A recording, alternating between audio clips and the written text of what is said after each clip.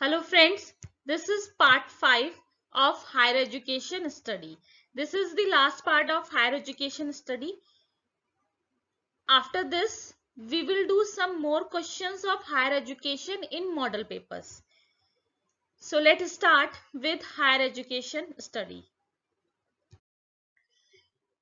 The main governing body at the tertiary level of education in India, ठीक है, tertiary level पर जो education दी जाती है इंडिया में उसकी मेन गवर्निंग बॉडी कौन है? तो सबसे पहले टर्शनरी लेवल कौन सा होता है? सबसे पहला लेवल होता है एजुकेशन का प्राइमरी, देन होता है सेकेंडरी और उसके बाद होता है टर्शनरी। ठीक है, सेकेंडरी को हम क्या बोलते हैं? +2। तो +2 के बाद जो थर्ड लेवल एजुकेशन आता है उसको टर्शनरी लेवल कहते हैं या फिर हायर एजुकेशन लेवल कहते हैं। तो हायर एजुकेशन इंडिया में जो मेन गवर्निंग बॉडी है हायर एजुकेशन की वो कौन सी है? यूजीसी, जिसके लिए हम प्रिपेयर कर रहे हैं। ठीक है, यूनिवर्सिटी ग्रांट कमीशन। ठीक है, ये जो टर्शनरी लेवल यानी कि थर्ड लेवल की जो एजुकेशन है उसके लिए मेन जो गवर्निंग बॉडी है वो यूजीसी है। Next is tertiary education includes.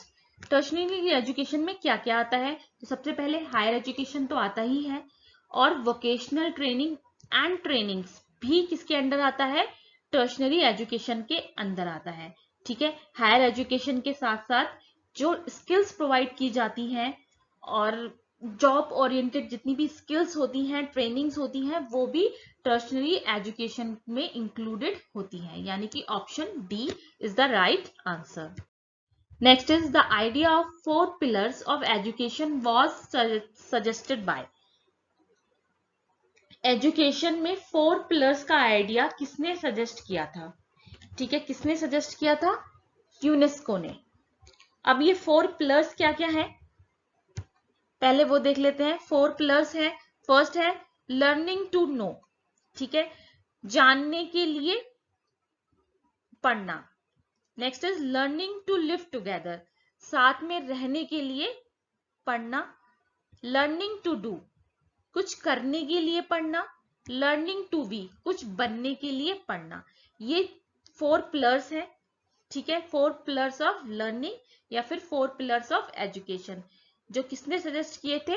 UNESCO ने। यूनेस्को की फुल फॉर्म क्या है? यूनेस्को की फुल फॉर्म है united nation educational scientific and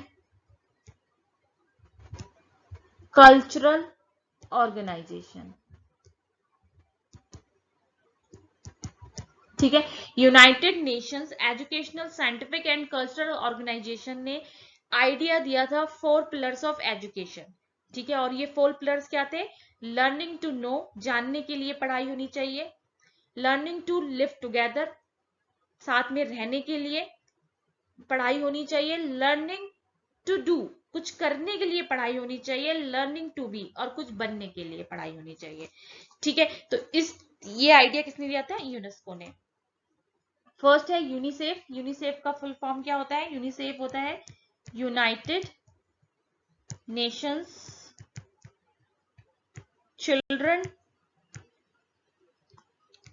children's fund. ठीक है, यूजीसी तो ऑलरेडी पता ही है आपको। एनसीटी, एनसीटी क्या होता है? NCT stands for national council for teacher education.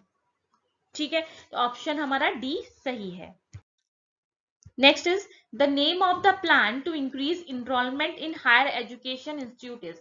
उस प्लान का नाम बताइए जिसके थ्रू हायर एजुकेशन में इनरोलमेंट को इंक्रीज किया जाता है। तो वो प्लान है राष्ट्रीय उच्चतर शिक्षा अभियान, रूसा। रूसा, ठीक है, राष्ट्रीय उच्चतर शिक्षा अभियान के अंतर्गत हायर एजुकेशन में इनरोलमेंट को इंक्रीज किया जाता है। Next question is destiny of India is being shaped in her classroom. ठीक है, इंडिया की डेस्टिनी उसके क्लासरूम्स में शेप्ड होती है, यानी कि बनती है। ये किसमें स्टेटेड है, ठीक है। ऑप्शंस है national policy on education, national knowledge commission, education commission, university education commission. तो ये जो स्टेटमेंट है ये स्टेटेड है एजुकेशन कमीशन में, ठीक है, जो फॉर्म हुई थी 64 से लेके 66 में के बीच में, ठीक है। एजुकेशन कमीशन था, उसने ये लाइन दी थी, destiny of India is being shaped in her classroom, ठीक है। तो option C is the right answer. Next is CHEER stands for, CHEER stands for children enrichment education through radio, ठीक है। ये एक रेडियो का प्रोग्राम है जिसके थ्रू जितने भी ऐसे बच्चे हैं जो स्कूल्स नहीं जा पाते, लाइक जो ट्राइबल एरियाज हैं या ऐसी जगह है जहां पर बहुत मुश्किल है स्कूल जाना, स्कूल बहुत दूर है या फिर उनको फैसिलिटीज अवेलेबल नहीं है, तो हर किसी को वो एजुकेशन मिल पाए, हर बच्चे को एजुकेशन मिल पाए, तो ये प्रोग्राम शुरू किया गया था और उसका नाम था CHEER. Next is which of the following is known as Calcutta university commission. इनमें से कौन सी कमीशन को कैलकाटा यूनिवर्सिटी कमीशन के नाम से जाना जाता है, तो वो कमीशन है सैंडलर कमीशन, ठीक है। अब हायर एजुकेशन में कुछ कमीशंस बने थे टाइम टाइम पे जिन्होंने कुछ ना कुछ डेवलपमेंट किया था एजुकेशन के फील्ड में, स्पेशली हायर एजुकेशन के फील्ड में, ठीक है। तो ये कमीशंस जो है कई बार एग्जाम में पूछे जाते हैं, इनसे रिलेटेड क्वेश्चन। बहुत सारे कमीशंस हैं क्योंकि टाइम टाइम पे बहुत सारे चेंजेस हुए थे एजुकेशन में, ठीक है। आज जो प्रेजेंट में हमारे पास एजुकेशन है वो बहुत सारे स्टेयर्स से चढ़कर यहाँ तक पहुंची है, तो ये जो स्टेयर्स हैं ये कमीशंस फॉर्म हुए थे जिन्होंने अपने अपने डेवलपमेंट किए थे अपने अपने स्तर पर। तो सारे कमीशंस तो मैंने यहाँ मेंशन नहीं किए हैं, पर जितने भी इंपॉर्टेंट कमीशंस हैं जिन्होंने कुछ इंपॉर्टेंट डिसीजन लिए थे जिसकी वजह से आज हमारी जो प्रेजेंट एजुकेशन है वो इस लेवल पर है, ठीक है। तो वो कमीशंस को मैंने यहाँ मेंशन किया है इस लेक्चर में, ठीक है। वो इंपॉर्टेंट भी है, कई बार एग्जाम से पूछे भी गए हैं और बहुत कॉमन भी है, ठीक है। तो वो मैंने यहाँ पे मेंशन किए हैं, सारे नहीं किए हैं। तो अगर आप लोगों को सारे पढ़ने हैं तो प्लीज एक बार बुक में से सारे एक बार रीड कर लीजिए, और बाकी जितने इंपॉर्टेंट मुझे लगे वो मैंने यहाँ पे मेंशन किए हुए हैं, लाइक जैसे कुठारी कमीशन है, हंटर कमीशन है, वुड डिस्पैच है, ये सब मैंने यहाँ पे मेंशन किए हैं। तो इसको एक बार डिस्कस कर लेते हैं। फर्स्ट है सैंडलर कमीशन, ये 1913 में फॉर्म हुआ था। There was a resolution on education policy, ठीक है। 1913 में एक रेजोल्यूशन पास हुआ था एजुकेशन पॉलिसी में, ठीक है। इन 1917 में सैंडलर कमीशन को बनाया गया जिसको कैलकाटा यूनिवर्सिटी कमीशन भी बोलते हैं। इन्होंने सजेस्ट किया था the separation of intermediate education from degree colleges. तो इनका सजेशन ये था कि जो इंटरमीडिएट की एजुकेशन है वो डिग्री कॉलेजेस से सेपरेट होनी चाहिए, ठीक है। पहले क्या होता था, जो इंटरमीडिएट की एजुकेशन थी वो डिग्री कॉलेजेस में ही दी जाती थी, तो इनके रिकमेंडेशन पे इंटरमीडिएट एजुकेशन को किससे सेपरेट किया था, डिग्री कॉलेजेस से सेपरेट किया था, इन्होंने ऐसा सजेशन दिया था, ठीक है। It has been the precursor to the 10+2+3 system and setting up for Central Advisory Board of Education, ठीक है। इन्होंने किसको एडवोकेट किया था, 10+2+3, ठीक है। फर्स्ट लेवल, सेकेंड लेवल और थर्ड लेवल के सिस्टम को अलग अलग बनाने के लिए एडवोकेट किया था, उसके लिए सहमति दी थी, और एक central advisory board of education को सेटअप किया था, ठीक है। तो ये सारे काम हो गए सैंडलर कमीशन के। नेक्स्ट है कुठारी कमीशन, ये बहुत इंपॉर्टेंट है, ये 1964 से 1966 तक था। The commission was setup by the government of India on 14 जुलाई 1964, ठीक है। इस कमीशन को गवर्नमेंट ऑफ इंडिया ने सेटअप किया था, कब किया था, 14 जुलाई 1964 को, और इसके जो चेयरपर्सन थे वो दौलत सिंह कुठारी थे, और इन्हीं के ही नाम पे इस कमीशन का नाम कुठारी कमीशन रखा गया, जो कि उस टाइम पे चेयरमैन थे यूजीसी के, ठीक है। दौलत सिंह कुठारी यूजीसी के चेयरमैन थे और इनके नाम पे इस कमीशन को कुठारी कमीशन कहा गया, और ये फॉर्म हुआ था 14 जुलाई 1964 को। ठीक है, the commission was titled as education and national development. ठीक है, तो कमीशन कैसे इसको टाइटल दिया गया, एजुकेशन एंड नेशनल डेवलपमेंट का। तो 4 मेन थीम्स ऑफ कमीशन वर, इसकी 4 मेन थीम्स थी। कौन कौन सी थी? इंक्रीज इन प्रोडक्टिविटी, प्रोडक्टिविटी को बढ़ाना, promoting social and national integration, social और नेशनल इंटीग्रेशन जो सद्भावना है, ठीक है, उसको प्रमोट करना, एजुकेशन एंड मॉडर्नाइजेशन, एजुकेशन और मॉडर्नाइजेशन को कंबाइन करना, developing social moral and spiritual values, और स्टूडेंट्स में सोशल मॉरल और स्पिरिचुअल वैल्यूज को डेवलप करना। ये सब थीम से कोठारी कमीशन के। ठीक है, next one is Hunter commission 1882 to 83। सबसे पुराना कमीशन है ये, 82 से 83 के बीच में था। Suggested the segregation of primary and higher education, इन्होंने सजेशन दिया था कि प्राइमरी एजुकेशन को हायर एजुकेशन से सेग्रीगेट यानी कि अलग कर देना चाहिए। In 1902 universities commission was set up under sir Thomas रेलिंग to inquire into condition and prospects of setting up universities in India. ठीक है, 1902 में यूनिवर्सिटीज कमीशन को सेटअप किया गया, किसके अंडर में? थॉमस रेलिंग के अंडर में। ठीक है, और इन्होंने क्या कंडीशन और प्रोस्पेक्ट्स को सेट किया इंडिया में यूनिवर्सिटीज को डेवलप करने के लिए। ठीक है, as a result Indian university act was passed in 1904, और इसी का रिजल्ट था, इन्हीं की मेहनत का रिजल्ट था कि इंडियन यूनिवर्सिटी एक्ट पास किया गया 1904 में। ठीक है, तो ये काम था हंटर कमीशन का। अब इसमें इंपॉर्टेंट क्या है? इसमें इंपॉर्टेंट है कि ये कमीशन किसके अंडर में था? थॉमस रेलिंग के अंडर में था। ठीक है, और इसका मेन काम क्या था? इसने मेन क्या करवाया था? इंडियन यूनिवर्सिटी एक्ट को पास करवाया था। ठीक है, next is Sapru committee. Sapru committee 1934 focused upon unemployment issue. ठीक है, तो सबसे पहली कमेटी थी जिसने अनएम्प्लॉयमेंट इशू को टारगेट किया था 1934 में। About would report recommended English as a medium of instruction at university level। ठीक है, और अबाउट वुड रिपोर्ट जो थी, जो सप्रू कमेटी के ही ने ही दी थी, उन्होंने इंग्लिश को एज अ मीडियम रिकमेंड किया था for university level. At university level पे इंग्लिश मीडियम ही होना चाहिए, इसका रिकमेंडेशन दिया था। Wardha scheme of education recommended Nai Talim और basic education at the recommendation of Mahatma Gandhi. ठीक है, अब सप्रू कमेटी ने ही ये वर्धा स्कीम ऑफ एजुकेशन का रिकमेंडेशन दिया था, जिसके अंदर नई तालीम और बेसिक एजुकेशन को इंट्रोड्यूस किया था। किसके रिकमेंडेशन पे? महात्मा गांधी के रिकमेंडेशन पे। ठीक है, तो सप्रू कमेटी भी एक इंपॉर्टेंट पार्ट है हायर एजुकेशन का। नेक्स्ट है सबसे लेटेस्ट सैम पित्रोदा कमेटी। ठीक है, ये स्टैब्लिश हुई थी 2007 में। It is also popularly known as national knowledge commission, NKC। ठीक है, सब जो सैम पित्रोदा कमेटी 2007 में स्टैब्लिश हुई थी, इसको नेशनल नॉलेज कमीशन के नाम से भी जाना जाता है। It recommended the restructuring of curricula to meet the demand of multidisciplinary professional and criteria based resources।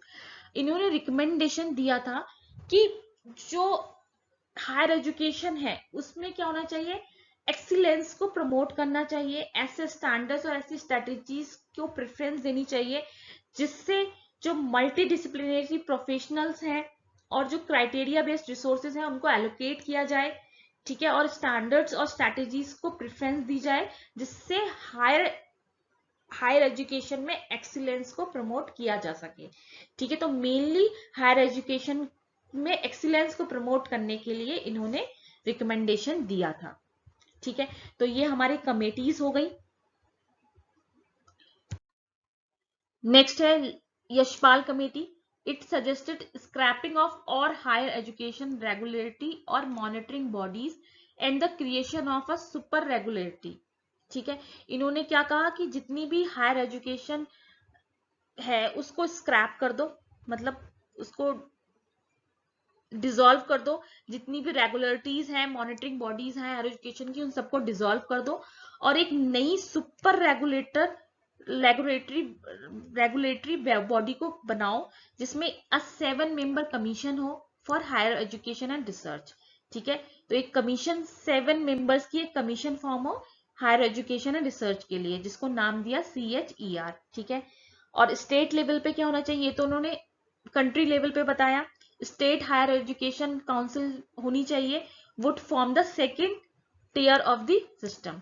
जो स्टेट हायर एजुकेशन काउंसिल हो वो एजुकेशन की सेकेंड टियर को फॉर्म करेगी। ठीक है, it also recommended that deemed university status be abundant and that all deserving deemed university भी either converted into full fledged universities और स्क्रैप्ड। ठीक है, उन्होंने ये भी रिकमेंडेशन दिया कि डीम यूनिवर्सिटी स्टेटस को अबंडन कर देना चाहिए, छोड़ देना चाहिए, और जितनी भी डिजर्विंग डीम्ड यूनिवर्सिटीज हैं उनको फुल फ्लैश यूनिवर्सिटीज में कन्वर्ट कर देना चाहिए, और जितनी भी नॉन डिजर्विंग है उनको स्क्रैप कर देना चाहिए, उनको खत्म कर देना चाहिए। ठीक है, तो ये रिकमेंडेशन थे यशपाल कमेटी के। ठीक है, लास्ट है शर्मा कमेटी। ठीक है, ये किसके, MM शर्मा के अंडर में इसको सेटअप किया गया। इनका जो मेन काम था वो साइंस और टेक्नोलॉजी को इंडिया में लाना था, इंडिया की एजुकेशन में लाना। ठीक है, तो MM शर्मा का मेन काम क्या था, साइंस और टेक्नोलॉजी को इंडिया की एजुकेशन में लाना। The committee suggested the establishment of Indian institute of science education and research. और इन्होंने क्या सजेस्ट किया कि Indian institute of science education और रिसर्च को स्टैब्लिश करना चाहिए। It also recommended the expansion of technical education. ठीक है, ensuring quality and providing access and affordability for technical education। और इन्होंने और क्या रिकमेंडेशन दिया कि टेक्निकल एजुकेशन का एक्सपेंशन करना चाहिए, क्वालिटी इंश्योर करनी चाहिए, और एक अफोर्डेबल प्राइस में टेक्निकल एजुकेशन को प्रोवाइड करना चाहिए सबके लिए। ठीक है, इसका एक्सेस सबको मिले, कुछ पर्टिकुलर लोगों की जगह ये सब इसको एक्सेस कर पाए, ये रिकमेंडेशन दिया था।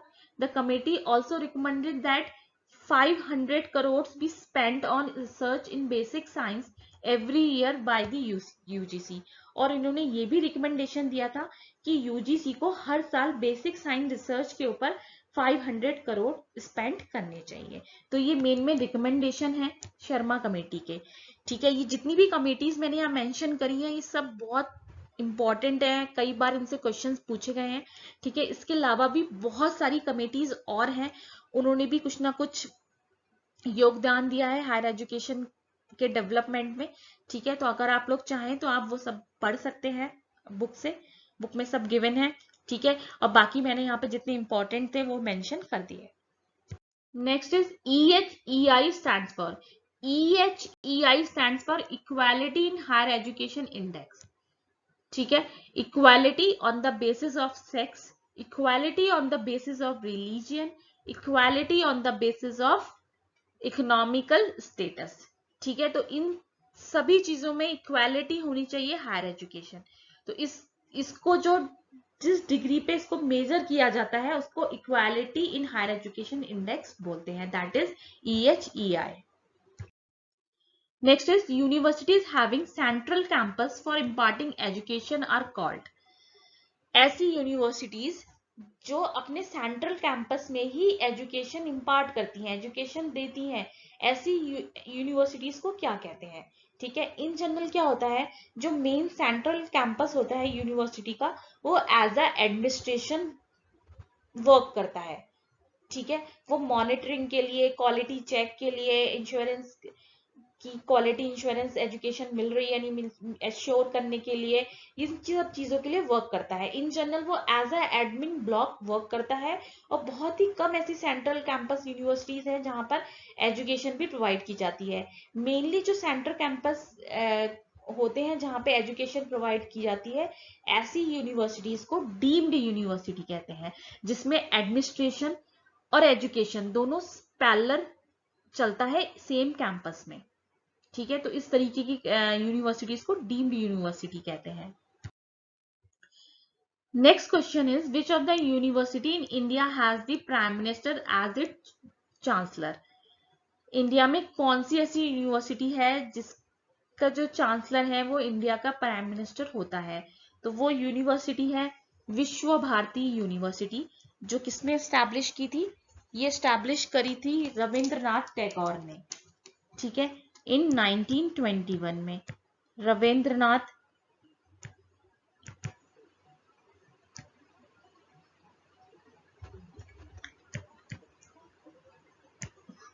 टैगोर ने 1921 में इसको एस्टैब्लिश किया था, ठीक है। और इस जो यूनिवर्सिटी है इसका मेन मोटो क्या है? इसका मेन मोटो है to make a complete human being, ठीक है। इसमें एजुकेशन के साथ साथ कल्चरल एक्टिविटीज भी होती हैं, ठीक है। केवल एजुकेशन ही नहीं दी जाती बल्कि लोगों को कल्चर के बारे में, रिलीजन के बारे में, सोशलिज्म के बारे में भी बताया जाता है, जिससे और इनका जो मोटो है इस तरीके की एजुकेशन देने का वो यही है कि केवल हमें बुकिश नॉलेज ना मिले, एक ऐसा ह्यूमन बीइंग मिले, कंप्लीट ह्यूमन बीइंग मिले जो सोसाइटी के लिए एज अ वेल विशर काम करे, ठीक है। तो ये यूनिवर्सिटी है विश्व भारती यूनिवर्सिटी, जिसका जो चांसलर है वो कौन होता है? इंडिया का प्राइम मिनिस्टर होता है, ठीक है। तो option B is the right answer. अब ये हमारे 5 पार्ट्स कंप्लीट हो गए और जितने भी इंपॉर्टेंट क्वेश्चंस थे, जितने भी एरियाज थे हायर एजुकेशन सिस्टम के, वो सब मैंने कवर करे हैं इन 5 पार्ट्स में। इसके अलावा कुछ और क्वेश्चंस हैं जो एग्जाम्स में आए हैं प्रीवियस ईयर्स में, ठीक है। तो वो हम जब मॉडल पेपर करेंगे उसमें मैं उन क्वेश्चंस को इंक्लूड करूंगी, ठीक है, जिससे आपकी प्रैक्टिस भी हो जाएगी और रिवीजन भी हो जाएगा। तो अपना ध्यान रखिए, घर पे ही रहिए, फैमिली का ध्यान रखिए। Thank you so much, take care, bye bye.